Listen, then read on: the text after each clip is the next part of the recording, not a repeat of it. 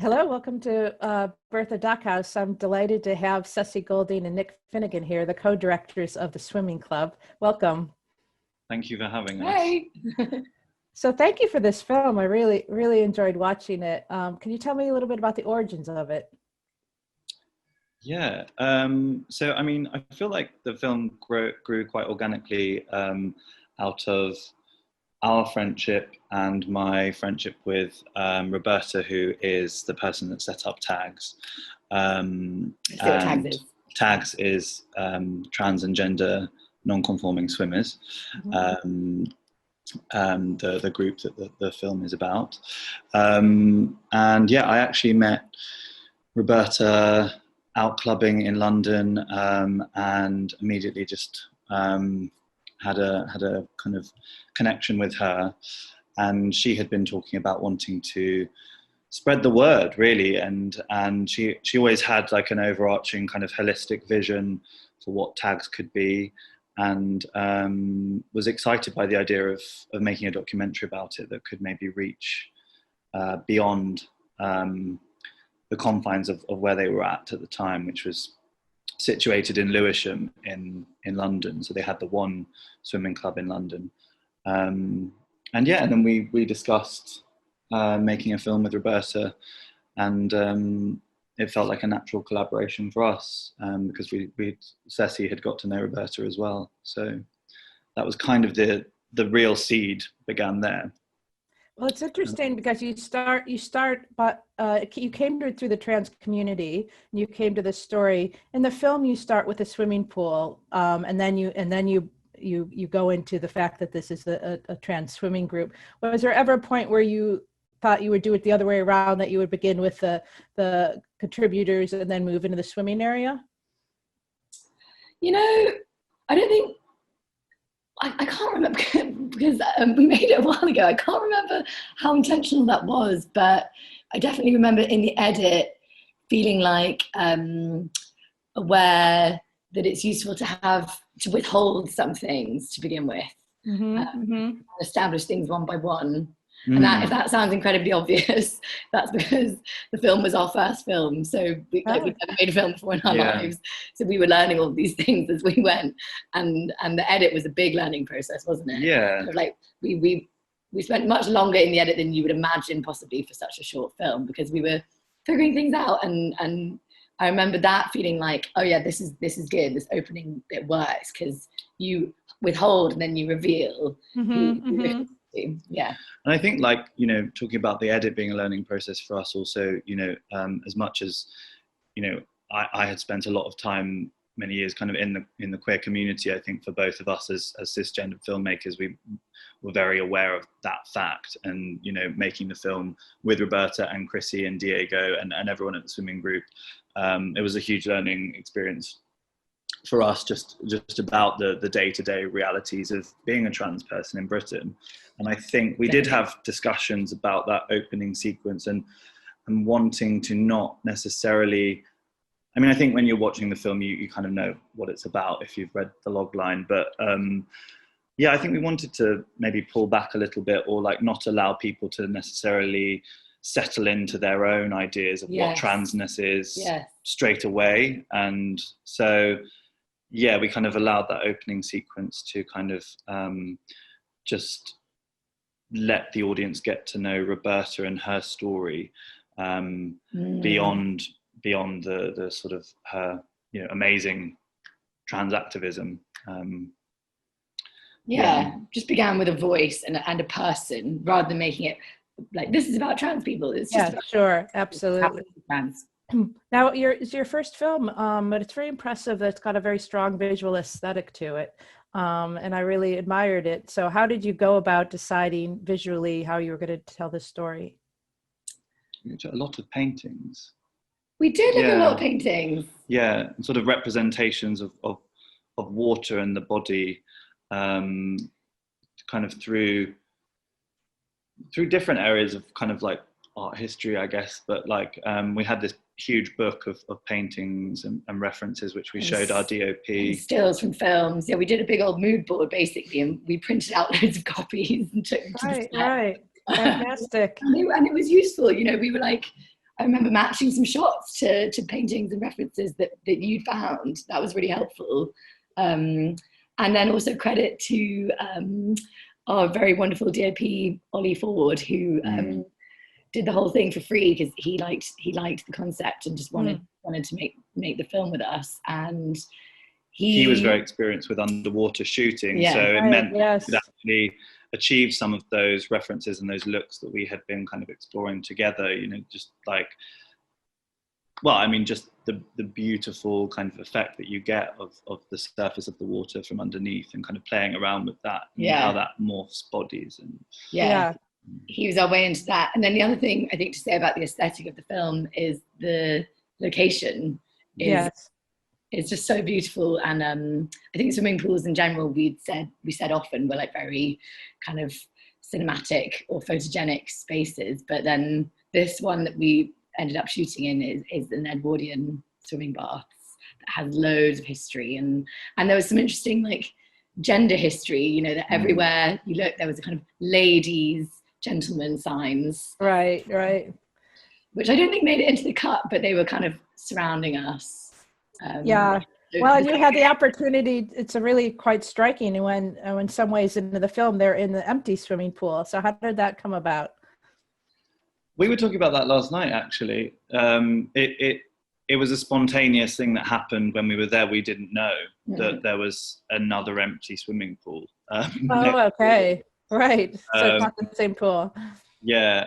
And I think we knew that we wanted to catch some portraits of Megan and Diego and Roberta. And yeah, it happened very quickly, didn't it? Like we had very short, I think we had 2 half days to shoot, and then we found this extra empty swimming pool.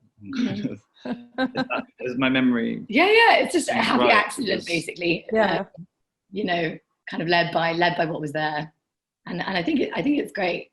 I think it works on like metaphorical levels as well, like the kind of space and the water and the gender fluidity, and then like maybe pulling the plug on that and you're standing in this empty pool with the kind of metaphorical level of the pool and the gender themes of the film. I'm just curious what your own relationships were with swimming when you made this. Do you want to answer? I mean, oh God, I don't know what to say. I think I remember something that Chrissy said, which was that Chrissy is one of the women in the film, and she said, and I don't think we were recording when she said it, that swimming is like being in the womb, and that really resonated, that feeling of being held, supported in like a very like safe space. That really struck me, and maybe I don't think I could have put it so well, but that kind of resonated with something that perhaps I'd felt subconsciously. And I think also, like, for me, one of the things I felt aware of was actually how,